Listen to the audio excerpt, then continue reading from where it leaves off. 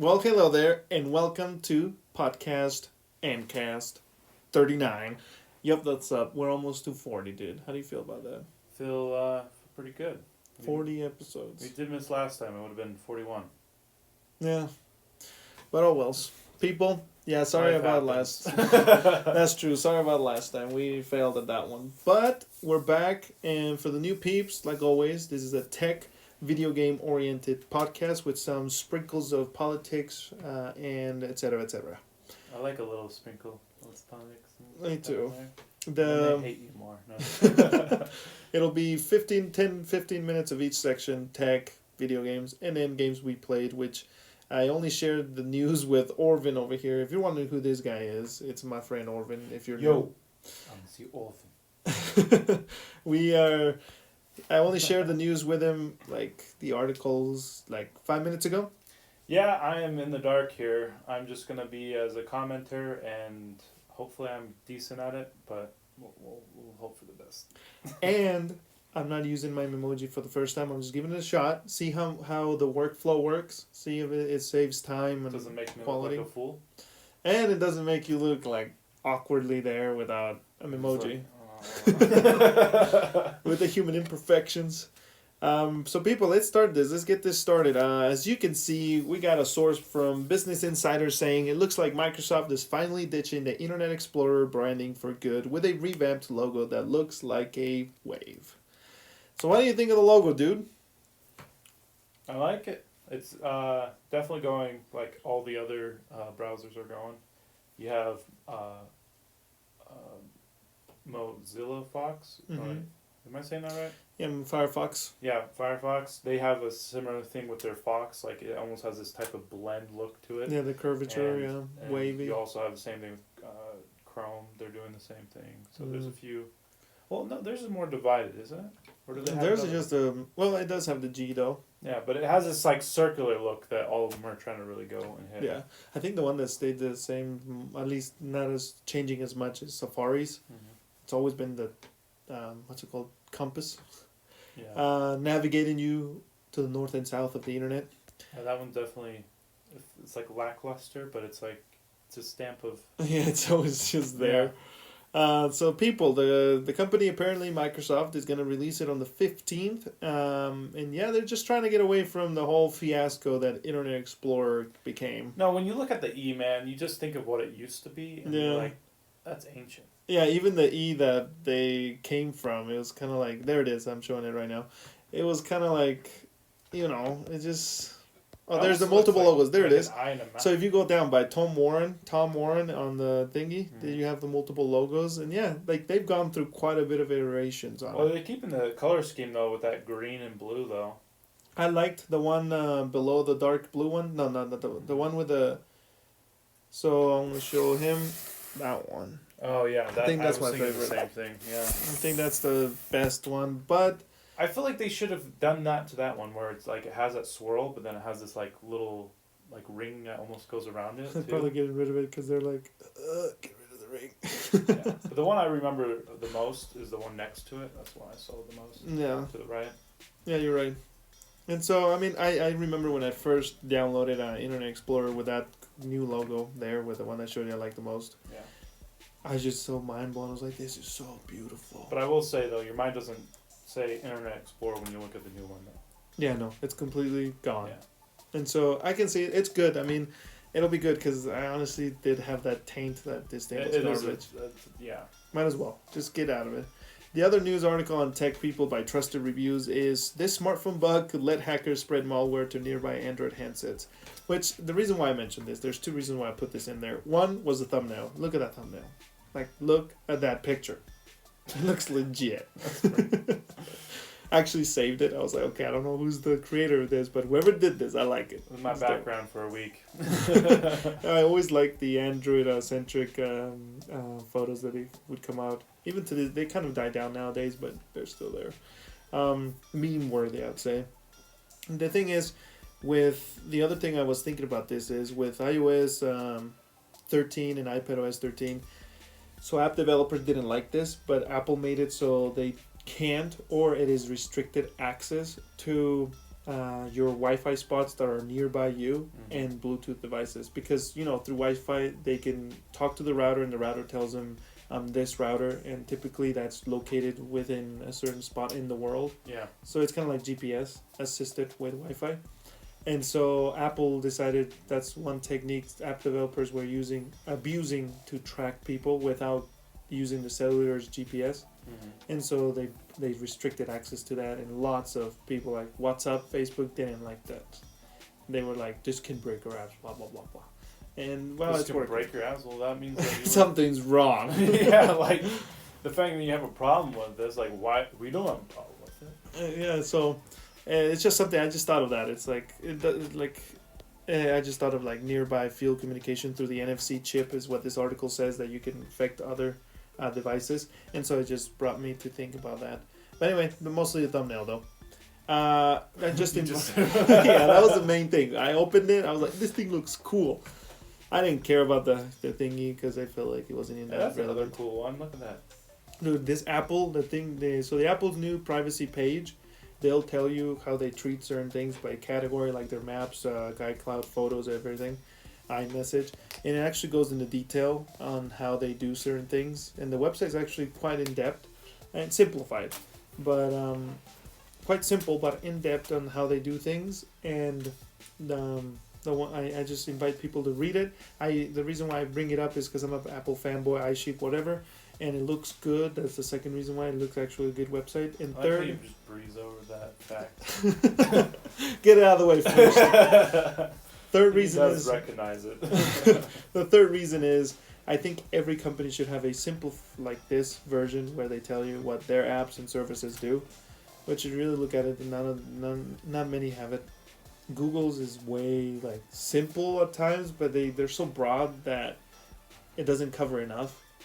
And this one literally does. It says Apple Maps. When you look for stuff, they don't track you, and while you're on route, it actually it creates a random ID number, and then that goes as the identifier, not your Apple ID. You don't have to log in. Oh. And the places you've gone to, it doesn't keep a record of them. So I gotta delete my Google apps. This guy was saying apparently Google now with Android 10 you can track more precisely, not share your location in a more in-depth way with apps, but the one person you cannot control with that same level of depthness on app control is Google themselves. Yeah. So Android itself can still track you as bad as it did on Android 9. And so that's Google for you. But anyway, I invite you guys to read it. It's actually pretty cool. I just hope other companies start doing that too. Dude, when you actually look at it, like, and you think about it, like, which one would you rather have track you, like Apple or Google? And with the new controversies that have come up recently, like, I would definitely rather have Apple than Google. I mean, they're definitely, and just pointing it out, they don't have a perfect track record, but no one really does. But really, the one with less stuff to do is really Apple compared to Google. Like Google, trust me, we can go too much on this, but they track so much of us that it's not. And they sell off a lot of that information. Yeah, that's the problem. If they even though they won't admit that, but I'm pretty dang sure they do. Cause that's how they make money. I mean, they got trillions worth of dollars of information. Yeah, they're definitely they're the king of information. Yeah. And I wouldn't mind it if they had it. It's just the way they use it is not clear enough. We can get so many good information out of that, like for studies and really understanding the human mind and other things. But that's how their Google Translate is so much ahead of. They do it just to mine our money out from us. That's what they use it for, instead of the new for currency. The better of the good mankind. But they still do good things though. I like their translation services. Google Maps in Guatemala is amazing. Like I can use it to book hotels and stuff like you can here, which you can't do with most of any other map apps, which is cool. But Apple Maps is practically worthless over there. You can't even get directions from A to B. Really? Yeah, it's sad. But anyway, people, that's pretty much tech. I mean, we always like to think a lot. We did 10 minutes on tech, and we pretty much like to tinker around with that and talk about that, but. Let's get into the big meat of things, which is video games, which there's a lot. And then other news, I actually have quite a few. But anyway, let's jump straight into video games for you. Video game news. So reviews are in for the biggest PlayStation 4 game of the year, but critics can't agree if it's good or not, according to Business Insider. This trending, yeah, it's getting like really high praises. Not bad praises. It's like the high end and the medium note, and it's kind of all over the place.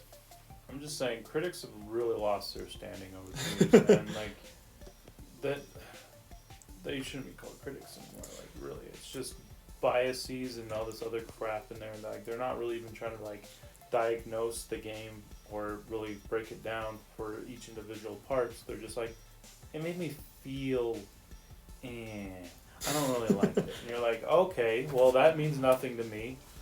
They and then there's the problem with like they representing an entity. It's even worse than movies, man. Like games are like, it's bad in some areas, but not nearly as bad as movies. Only movies though.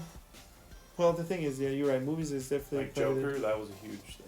Yeah, like that. That's true. Movies definitely get probably more wider appearance, audience. So probably why. But the whole thing with it being a reviewer, that I wouldn't want to be a reviewer for any company, is the fact that you have your personal opinion plus the product you're reviewing and your company's thing. Like your review will technically represent to a degree, for most people, quite a bit, the company's image on that product. And I think that's where reviewers kind of get their hands tied and they kind of just go for the safer route. Yeah, it's easier to go the safer route. Like, so I'm gonna get so much hate for this. And then there's the idiots on YouTube and everybody that's like, oh, this company thinks this, and you're like, well, that's a review, man. That's the guy's opinion. But then again, you don't know if it's a company or not, 100%. But anyway, I pre-ordered it today. I wasn't I was going to, but I just delayed it. I didn't care for the reviews. You see that like cinematic, yeah, it just dude, that thing's legit. It was beautiful. You see that? If you haven't decided whether you want to get it or not from that, then you're not gonna get it. Yeah, like I wanted to get it. It's just I was tight. I was tight in money. I am tight now, more than before. But I was like, I was like $60. But I love the commercial. And I mean, I wanted to pre-order it ever since they announced it 2-3 years ago. But I was like, I'm gonna pre-order this game. This is dope. If it keeps this kind of tone, and it did. It did keep that mysterious tone and high quality. So I was gonna do it, but I was like, it's tight at $60, and I'm kind of tight right now. But I stuck to my guts that I will support developers that try new things. And I'm like, if I'm going to stick to, I'm going to put, what's the expression I'm looking for here? You're going to put your guns where you belong? My guns where they belong? I've never heard of that one. It's like money, isn't it? Going to put your... You got to put something where your mouth is or something. Yeah, like put your money where your mouth is? Yeah. Something like that. Yeah. Something like that.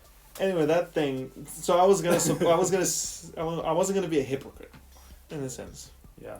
So yeah, I pre-ordered. But I definitely know for a fact that this game's gonna cause controversy. I feel like it's not gonna be PC friendly. Yeah, we'll see what happens. It's downloading and it unlocks. This one doesn't unlock like Modern Warfare. Modern Warfare unlocked for me at 7 p.m. Denver time, which is 9 p.m. Eastern time. But this one unlocks at 10 p.m. our time. Today? Yeah. Because it comes out tomorrow. Holy crap. So I was like, if I'm going to do this, might as well go for it. So I went balls deep and did it. Dude, for some reason, I was like thinking this game's coming out next year. I don't know, Mark. Oh, yeah, no, dude. It's coming out. And it's just mixed reviews, but we'll see what happens. Dude, I should just come over to your house and just watch you play. Dude, I'm gonna definitely play it tomorrow if you want to watch it. Just the thing, because it'll be cinematic. Well, you're gonna stream it anyway, so I just watch it. But being in person, I like better. Okay. We'll see though. Well, you can come Twitch and War07 on Twitch is where I'm gonna do it. It'll probably be Spanish though, and probably I'll do YouTube videos about it or something.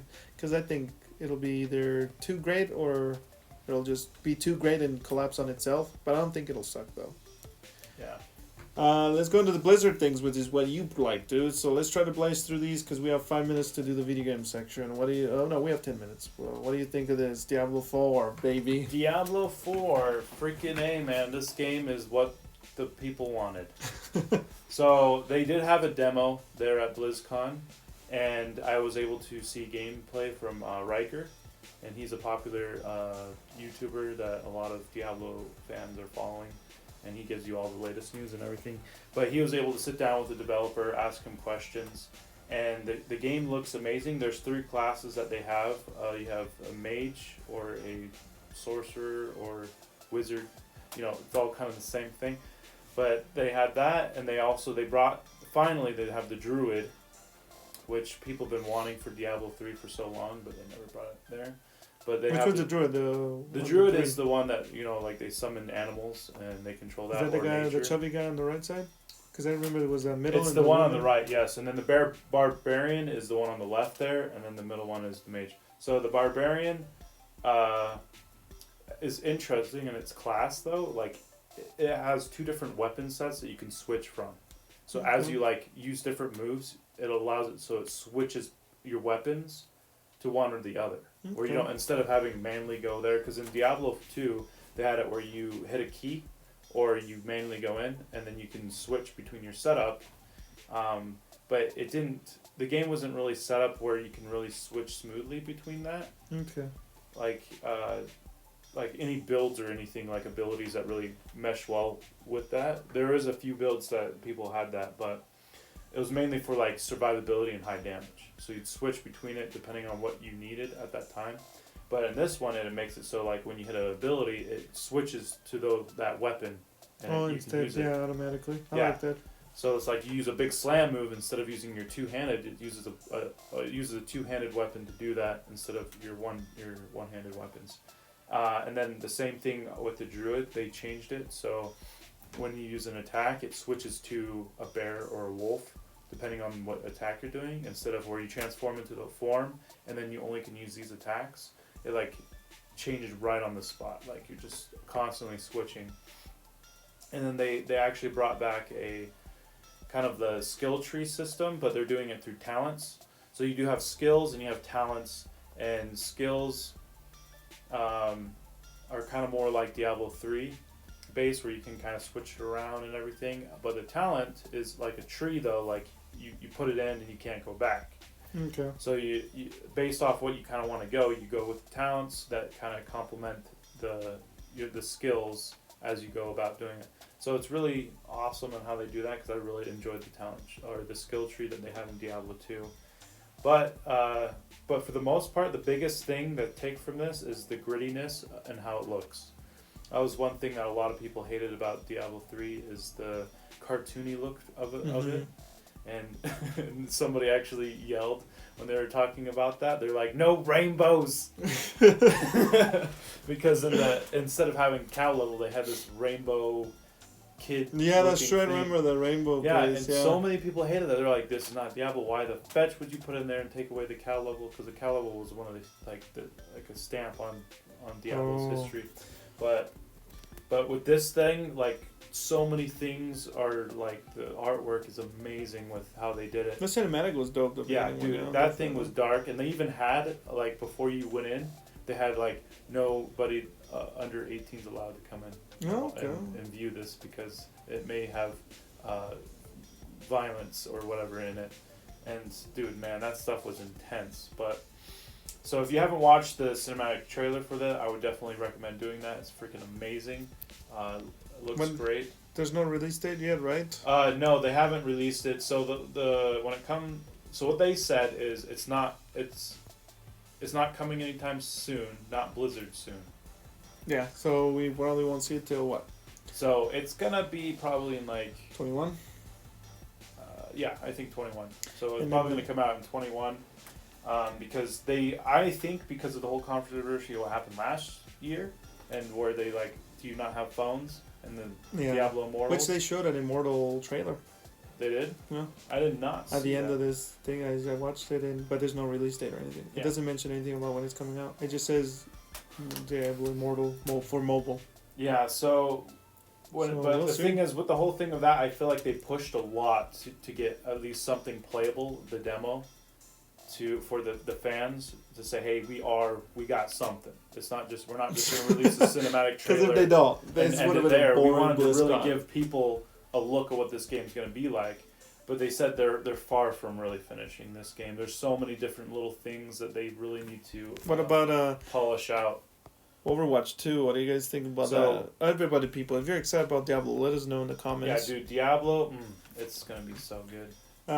Only one thing though, that one guy that's third echelon actually was saying that he's kind of actually disappointed with the graphics performance on it on the demo. Well, it's the demo though, and they pushed to have that. So I can see that demo is And, kind of early. and they did like a lot of the devs were kind of saying like we are showing this to say we got something, but like a lot of it isn't concrete. Like the talents might change, the skills might change. And I think on a lot of things might change. Diablo over has time. never been like a I wouldn't say pushing the envelope on anything graphical really. And I don't really care for that. Like Yeah. even like Diablo 2 at the time was actually kind of behind on the graphics. Yeah. But the reason why they really want this is because they want feedback from the community, so they can really get going faster. Because with more feedback, the more they can really start pushing these things into the game, and have better ideas flowing around in the developing it. But when it comes to Overwatch 2, I think I don't don't know how I know. really feel about that. I don't think them actually. For me, what I've come to my conclusion is the amount of content that they're adding. The reason why I think, honestly, and this is kind of just me from what I've read, I haven't dived deep into it, but just the surface level stuff, I don't think I need to dive deeper into it because this is it. I like Overwatch, but not enough to actually buy it again on my consoles because that's where I have it on the PC and I just don't play enough on it. But anyway, the thing is, Overwatch 2, the reason why I think they're not going to separate Overwatch 1 and 2 is because, honestly, let's be honest, Overwatch 2 doesn't come enough that you can grantly say this is a sequel. This is like the second a lot game. of people are saying it's more like an expansion. Yeah, and this it is definitely literally acts more like that 1.5. because it adds a campaign mode where you have a PvE, And heroes, I think, right? and then they are going to add a bunch of new heroes. They did showcase in the cinematic. There's one new hero, Yeah. but technically two, but we already kind of had a cinematic of that new hero earlier on last BlizzCon. But so they are planning on adding a lot more heroes though through this new game that's going to come out. Well, And so I new think game, but That's why it's cool that they're calling it Overwatch 2, I guess, but it's not like, holy fetch, do you have low power mode? What's up with that? don't look at it. You guys, he's going to be blurry for a little bit. Oh man. But anyway, people, we're going to have to hurry because he only has 15% battery left on his phone. I didn't check that before I got here. So anyway, the World of War. So Overwatch 2, I'm saying is, I think it's good. I think it's whatever, but Overwatch 2, let's not put too much pressure on it because honestly, it's just 1.5.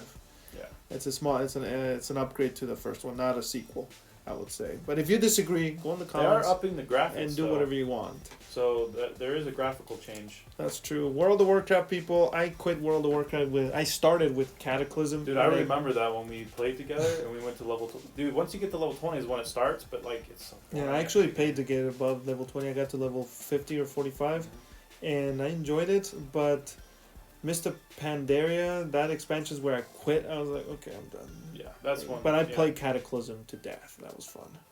But yeah, Mr. Pandaria, halfway through that cycle, I was like, this sucks compared to the prior one. At least for me. I know quite a few people liked it, but yeah.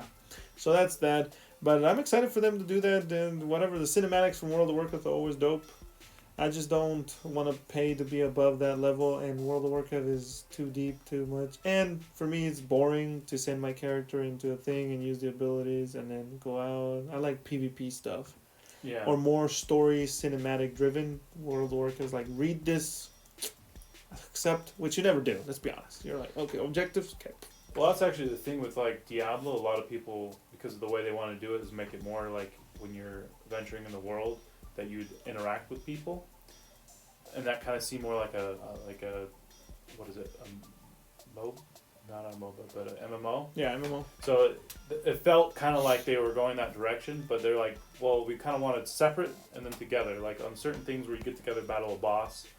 And when it comes to like Warcraft, that's the thing I don't like, is like when you're trying to farm for these things that other people can also farm for. So then you have to wait for them to spawn and everything. It takes you out of the immersion sometimes of that game. And that's one thing that I feel like Diablo's almost kind of going the direction of Warcraft, but doing it, in my opinion, better. Where they're like MMO, but not MMO. It's like that, like a hybrid between that of an ARPG. An ARPG and an MMO. And people, the other thing I wanted to give you the heads up on is the game. What's it called? It's Concrete Genie. I saw it at E3, and if I remember right, and I thought it was an Xbox exclusive, but apparently it's a PlayStation exclusive. But I loved what I saw, but it hasn't been selling well. I don't know if it sucks. Please let us know in the comments. What the heck? Yeah, dude, you like color stuff, and that's how you. I think I remember seeing that. Yeah, it looked interesting, but I don't think I would play it. And so definitely, it came out in October together, right in between Ghost Recon, and of course Call of Duty, which is ridiculous for you to really plan to release anything in close to Call of Duty. You're just gonna get buried. And unless you're Red Dead Redemption or Rockstar, they don't care. Like, you're Call of Duty, cool, move. I just tell that because the people that don't know, I found out the story that they said like, they were gonna release Call of Duty Black Ops 4 on November, but then Red Dead Redemption said we're gonna push our release today, and then they said, oh wait, we're gonna cut off a whole month and a half before, and so they actually released it early. Told me that, I was like, that's ridiculous. I feel so sorry for the team working on that game, man. Yeah, they're like, come on guys, we're Call of Duty, we can release it the same month. And they're like, no. You cut off one of our balls, and then you cut off the other one. True. That's true. Treyarch people, let's be a little easier on the developers. They've gone through hell to be able to release Call of Duty 3 and Call of Duty 4. Activision's the one to blame for this mess up. But anyway, that's a different story. The other big story of one that's true. I saw the documentary that I watched on that was actually an hour and a half, so that was a while.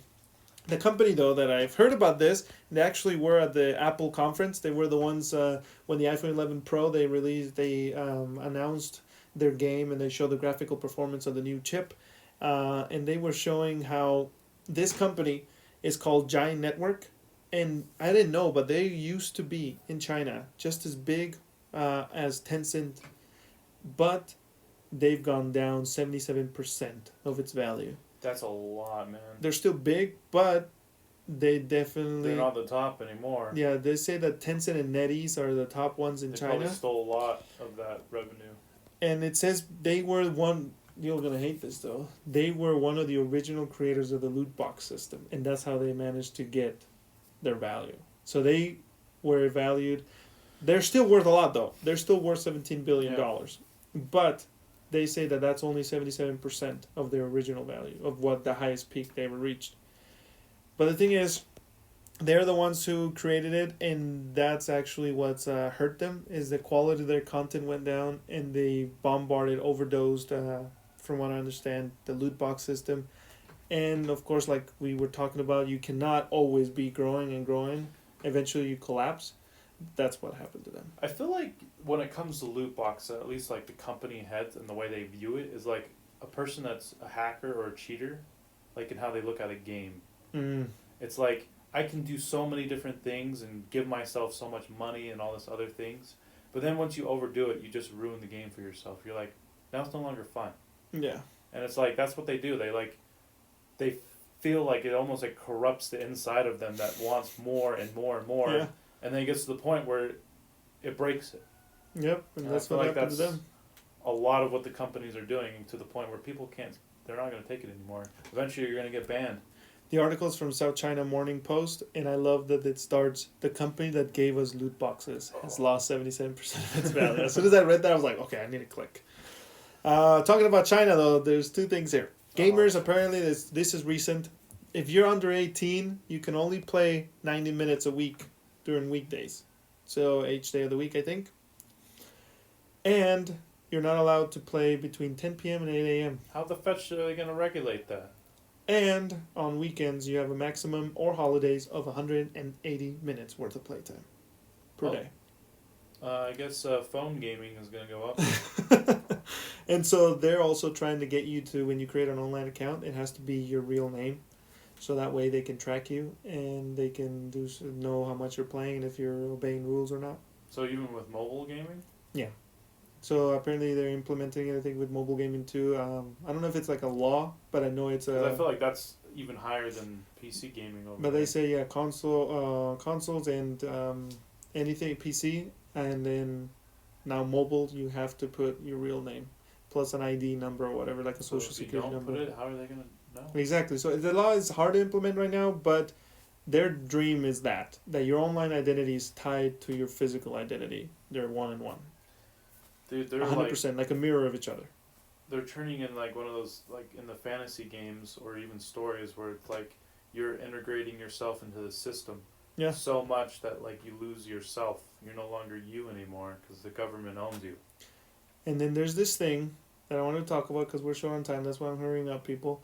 I thought it was funny. It like caught my attention that it says my Shiranui is the character. She's like one of the SNK heroines, one of the fighter main characters of that series. It's the last article there. It says, "My Shiranui is too booby for the good boys and girls of Smash Ultimate." According to Polygon. So what happened is, if you can see the picture there. Yeah. Apparently, so director Masahiro Sakurai did a 48-minute deep dive into the game's new characters, and they mentioned, what about her? Because there's other King of Fighters ones and other ones that are coming in, and pretty much they're all doing cameos in Super Smash, and she's considered one of the most popular ones from the SNK universe. And so he said, so Sakurai puts his hands together during the video, faced the camera, and noted that Mai Shiranui will not have a cameo in Super Smash Bros. Ultimate because the game is for good boys and girls of many different ages. And then, of course, the internet went ham, dude. Just scroll through those and look at the stuff people put on Twitter. This is why I put it. Oh my god. Just keep looking, dude. Like, the image one's forgetting, but there's like, F them kids with Michael Jordan. Then my Shiranui at the window with her breast stuck to them, and it's like, good boys and girls. Jeez. What the... See, this is... If you follow politics enough, you can be the first one to make the memes. And then Team Ninja, dude, the guys who make Dead or Alive, because she's in Dead or Alive 6, the most recent one. And they actually went to Twitter and just said, hey, what was the thing they said? Dead or Alive developer Team Ninja joined the fun on Twitter by noting that you can play as her on Dead or Alive 6. The company welcomed players to the world of adults while dropping a link to the DLC character, which is her, because she's a DLC character. It's like $8, I think. Oh my gosh.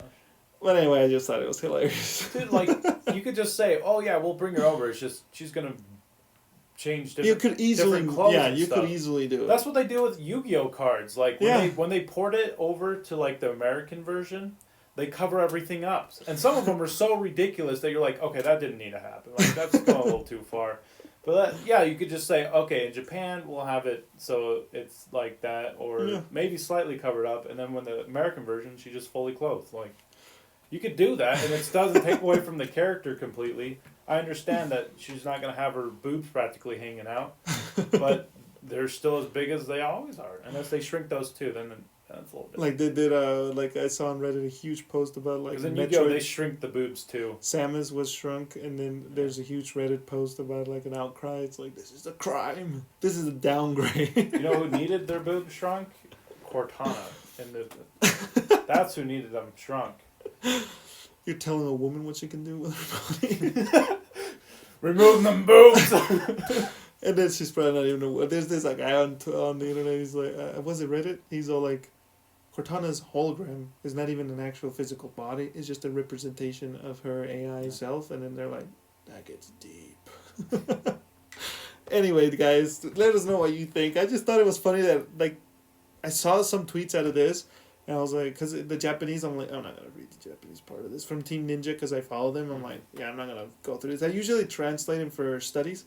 But I was like, okay, this one's too long, too complex. Goodbye. But then I missed on that, so that was funny. Anyway, are you sad for that? Are you a good boy and a good girl playing Super Smash Bros. Ultimate, or are you an adult? See, I don't play it enough to really care. I probably won't get the DLC anyways. Yeah, I probably wouldn't buy it. But Anyway, people, to finish off on the other articles, I wanted to say is just to skim through them. Season 1 of Dickinson and Morning Show. I actually enjoyed those two. Have you watched was it C or something like that? See. Dude, that one was pretty good. Have you watched it? Yeah, dude. All of it? The 3 episodes, or just one? Yeah, just the 3. Okay, because we're on the second one. We're finishing the third one. Like when you start the third one. It is. I like it. And I like it too. I think it's really unique, and it's like, whoa. Except for that one woman, I hate the freak out. Yeah. The creepiest little piece of shit. Yeah, like I mean, there is, and then there's the one part I didn't like was the shadow. Yeah. Woman, the one that's like covered in tar or whatever. No, it was like a white paint type thing. She covered herself. I think she's kind of a broken thing, like an OP character, because like invisible and doesn't make any sense. She's like, well, why isn't this more of a thing? That's what. That's true. Like she's so good, and what the fashion? What's her origin? But then you have to think she's also blind. That's the thing. So definitely there might be some. So there's definitely a lot of skill in the way that she does, because she wouldn't be able to do the things and be quiet, because you're like, okay, there's a twig here, and if I step on it, it's gonna make noise. But then she knows. That's true. There's that. If you really think about it, you're like, that's ridiculous. Her body acting, her movements definitely do show that you have to be exaggerated in order to do kind of silent movement. But she didn't portray, so that's where I give her a plus. Yeah. And so, mind you, I'm sorry, I'm giving things away. Anyway, watch it. It's good. I think so bad. And it's actually, critics-wise, on Metascores, it is the lowest scoring of all the Apple TV series. Yeah, because they got black people in there, and they did a good job at it. I was thinking, there's gotta be more like a dark, behind closed doors thing, because the show is good. It's not garbage. Like they're making it sound like. They actually gave it the first week, it had a 33 out of 100. And I was like, no. And the actor that did what was it? Aquaman? Yeah, Aquaman. Yeah, him. Dude, that guy, he's a pretty good actor. He's doing good too, yeah. Yeah, he did really And the well. actors are doing good. I like him, except his wife. His wife's maybe a little lacking, but then maybe she doesn't have much role in there. I feel like she needs to develop more. She's actually not too bad. There is a little bit of lackluster, but it's not as bad as some of the other actors in there. The one I don't like is, and you guys need to watch the show, is when the boss leader of the enemy clan, she prays. Oh my! That is so disturbing. Coming from a religious background, you're like, this is just what the. But I like. I need to pray. Give me a second.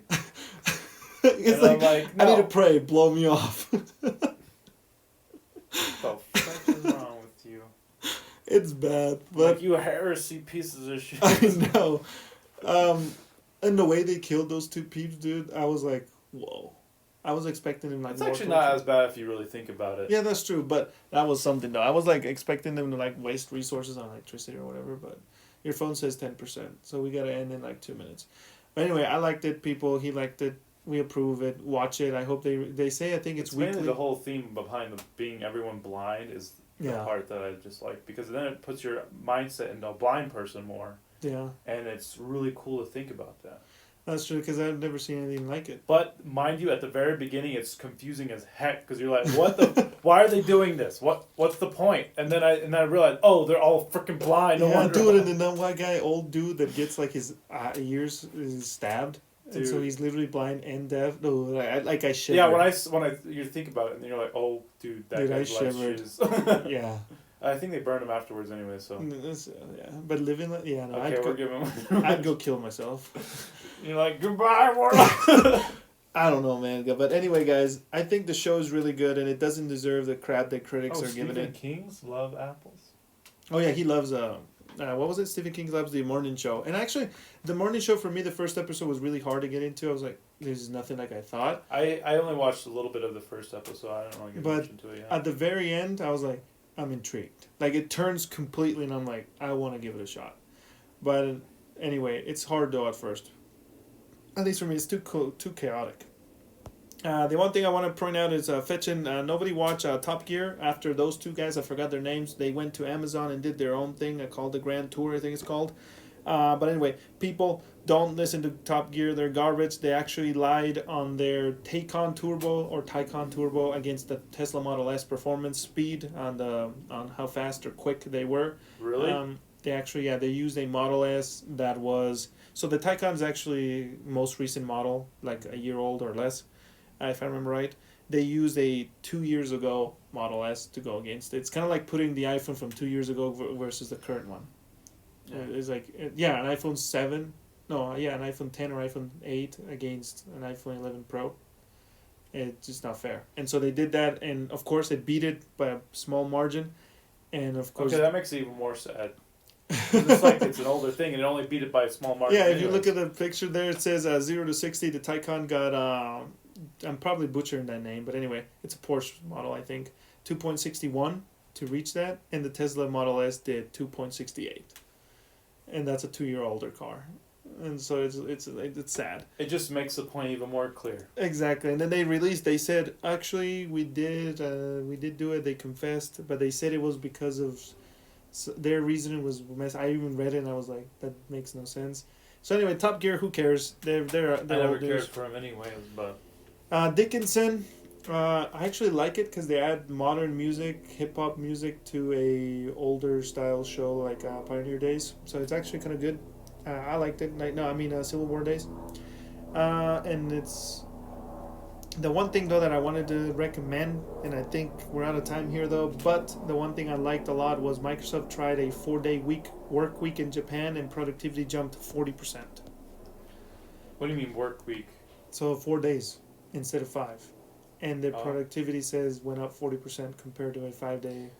Dude, you really need to read that Drive book that I've been trying to tell you, because there's a book that's called Drive, and it goes over that type of thing where they almost like they do different things in the company, and then the productivity goes way up because they're taking chances where they allow the people working there actually work on their own projects at work and do their own thing, and then through that they get their products go up and more creativity comes out of it. Yep, they say also that they try to keep meetings no longer than 30 minutes and try to communicate with each other through online messaging apps. And of course, they say it's just the whole thing, they said it was just positive all across the board. And they say that Japan's been trying it for other smaller companies, but Microsoft's the biggest one to actually try it. And they say it was actually way good. So anyway, people, we might have that. We'll see. Yeah. It's like quality over quantity. Do they right pay there. them more for that? Probably that's the part probably they're not saying. Because that's the thing is, I know like... I didn't think about that. I didn't read that. Because that's different, man. Because I know that, like there's a company that they, you know, all those tables that are foldable. I forgot what they're called, like Lifetime or something like. What are they called? Those tables? Like this one. Yeah, like that. Lifetime. Yeah, Yeah, I think thought it's they're Lifetime. Yeah. So like they did the same because the person who created it is a member of the church. And he makes it so he shuts down the whole facility on Sundays, and it's in China, and a lot of people don't like that because they can't work get paid more because they can work more and get paid more by doing that, and they actually lose money by doing that because they have to shut down everything and they have to start it up again, and that costs money to do that. So, but it's like it's kind of the same thing. It's like. You might get more productivity out of it, but people kind of get like, I want money though, because like I need to feed my kids. That's true. But it's Japan though, not China, so it's a little different. Yeah, that's true. But anyway, people, that's really where I wanted to end it with. I think it's good if we can actually balance it out. And companies are making so much money. The biggest ones like Microsoft, Apple, and I'll put Apple even there. I feel like they're not providing enough. But then again, if one player does it, I think it just balances the whole system. So I don't really see that you can have just one guy, like, let's say Apple. They're like, okay, our employees at the stores, we can afford to pay them $30 an hour for just selling our products. Yeah. Then that just makes the whole sense. I feel like it would be more negative than positive. I feel like it has to be a group effort. Like if Microsoft, Apple, and some other else, or even Google, they all said, okay, this is what we're doing because we can afford it. But of course, there's stock payers and their highest people are not going to want that. Yeah. Anyway, right, people. We need to wrap that up. This is the ENDCAST. I hope you liked it. 45 minutes. We're going to try to keep it at 30 next time. It's just jam-packed. Plus, it's extra. At least we kept it under an hour. That's what. That's true. Anyway, every Thursday, English podcast. Sorry about last week. This is our making up for it. And, yeah, you like to leave it there? Yeah, it's good. I like Okay. that. Talk to you all next time. See ya.